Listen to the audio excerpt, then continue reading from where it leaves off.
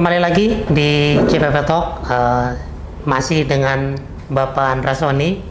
Tadi sudah cerita banyak lika-liku perjuangan sampai dengan masuk ke politik. Tapi saya masih penasaran gimana Bang Andra bisa ketemu dengan salah satu petinggi Gerindra, Pak Dasko, yang itu akhirnya membuat abang memutuskan masuk ke politik lebih dalam. Tahun 2013 saya mengantar kawan ke DPP Gerindra. Oke.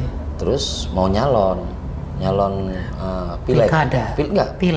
Pileg 2014. Dia ingin DPR RI dan kemudian akhirnya dia nyalon di wilayah Bangka Belitung. Nah, pas mengantar itu kan saya karena sifatnya mengantar kan lihat siapa gitu kan. Ya manggil Pak gitu kan. Nah, saat itu saya terkesan. Jangan panggil Pak lah katanya. Kelihatan tua sekali. Bang aja. Ya udah panggil Bang. Rupanya itu ya Bang Dasko. Iya, Sufi Dasko Ahmad gitu. Nah, dalam obrolan itu salah satunya adalah yaudah kamu nyalon aja gitu. Nyalek aja sekalian, kenapa cuma ngantar-ngantar gitu kan. Iya. Karena memang waktu itu 2014 Gerindra belum sebesar sekarang. Nah, saya juga tahu pertimbangannya apa. Nah, saya ditawarkan dan saya ikut.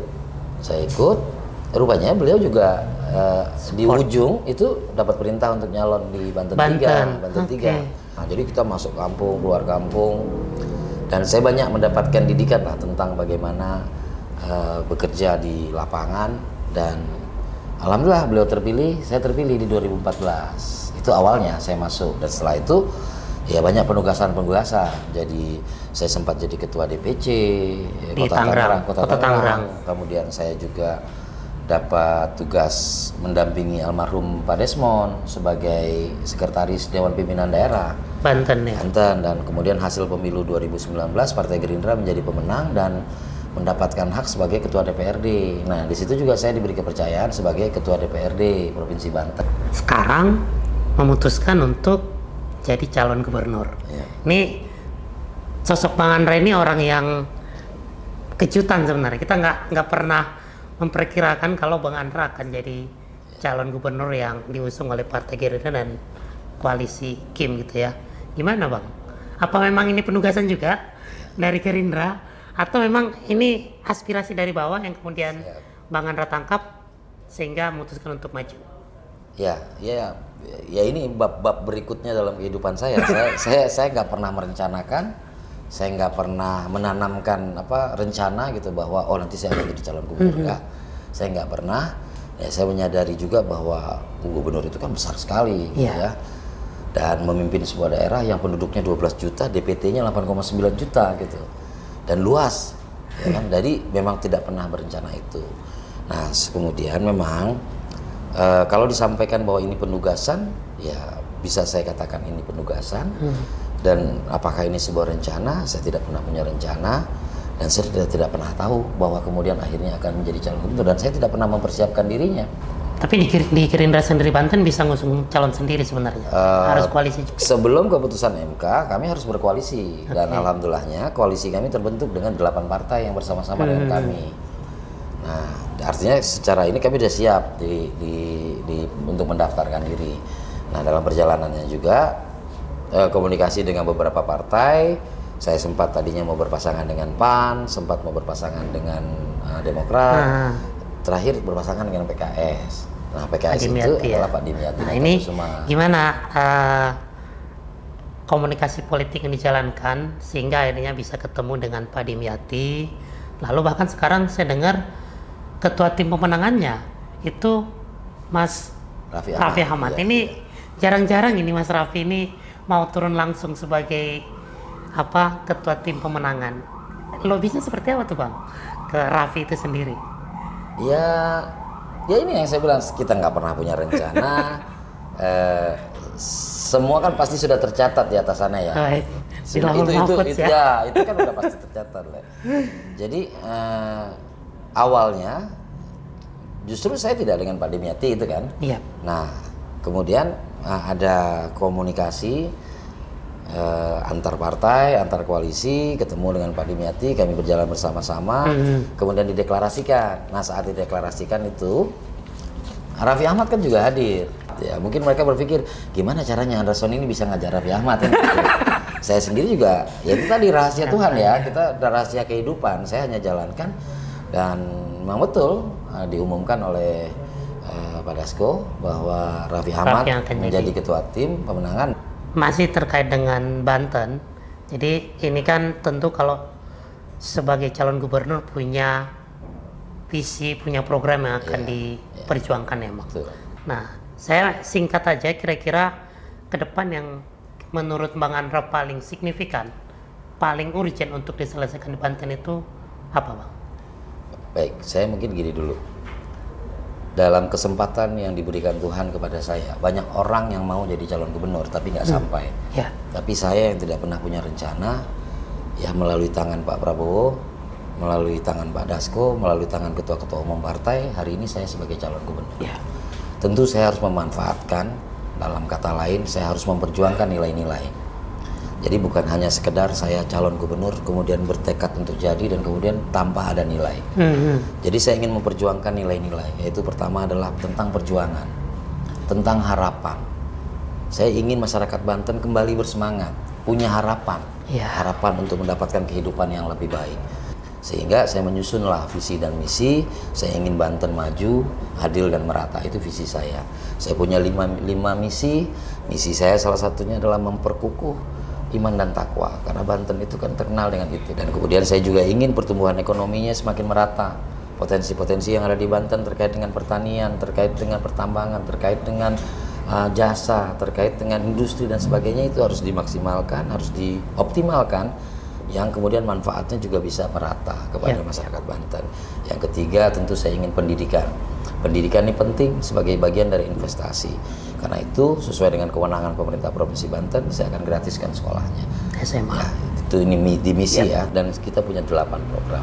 Nah, saya ingin sampaikan beberapa program unggulannya. Pertama terkait dengan pendidikan. Kita ada Banten Cerdas, dan Banten Cerdas ini memang utamanya adalah terkait dengan sekolah gratis. Oke. Ya, saya bukan berarti mengabaikan tentang kualitas, tapi yang pertama hari ini adalah sekolah gratis dalam rangka keadilan.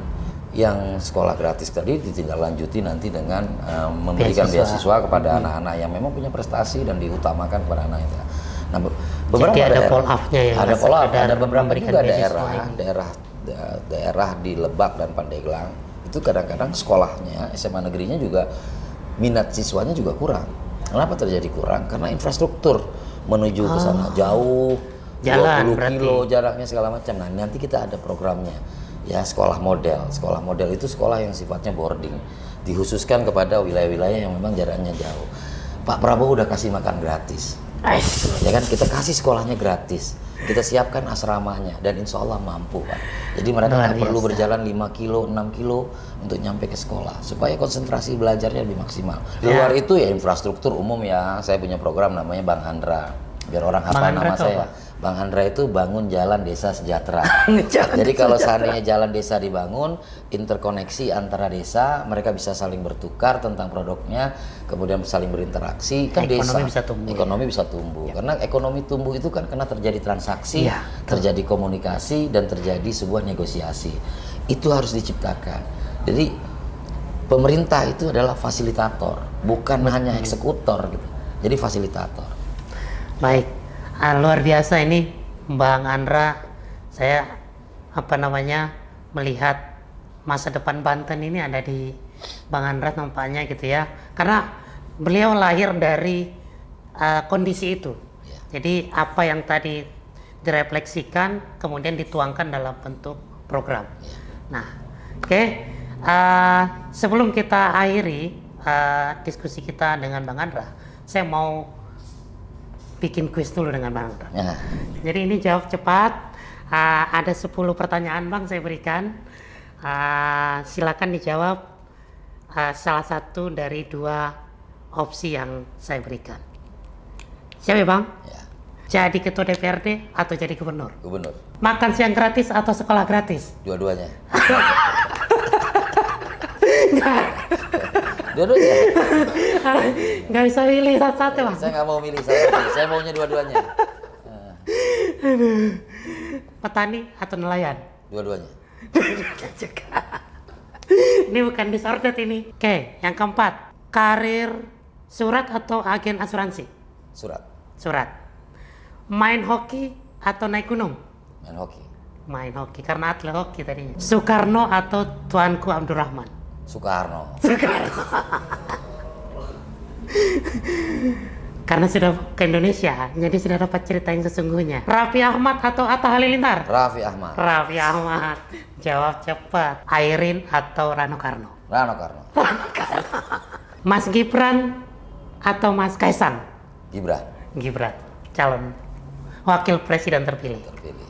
Terakhir bang, tapi harus jawab salah satu, nggak boleh dua-duanya bang. Prabowo atau Bang Dasko? Prabowo. Prabowo. Luar biasa. Ada yang memang harus dijawab cepat, ada yang nggak punya pilihan, karena dua-duanya penting menurut Bang Andra. Bang Andra, terima kasih banyak atas waktunya. Mungkin ada pesan-pesan buat masyarakat Banten bang, yang nanti akan menonton tayangan kita ini. Iya, bagi masyarakat Banten yang menonton tayangan ini, izinkan saya menjadi bagian dari proses pemilihan kepala daerah tahun 2024. Masyarakat harus punya pilihan, masyarakat harus memilih, dan tentu dalam memilih masyarakat punya harapan. Semoga saya, Andra Soni, bisa menjadi bagian dari harapan-harapan yang ingin kita perjuangkan. Perjuangan tanpa nilai adalah perjuangan sia-sia. Semoga Banten maju, adil merata, tidak korupsi. Terima kasih Bang Andra. Diskusi kita hari ini saya kira luar biasa, banyak nilainya. Ini daging semua, kalau kata orang yang nongkrong ini daging semua bang yang kita obrolin ini. Jadi kami juga berdoa mudah-mudahan perjuangan Bang Andra Soni lancar di Provinsi Banten dan bisa memenangkan hati masyarakat Banten di Pilkada 2024 bulan November mendatang. Terima kasih sudah datang ke CWP Talk. Kita ketemu di CWP Talk edisi yang lain. Assalamualaikum warahmatullahi wabarakatuh. Waalaikumsalam.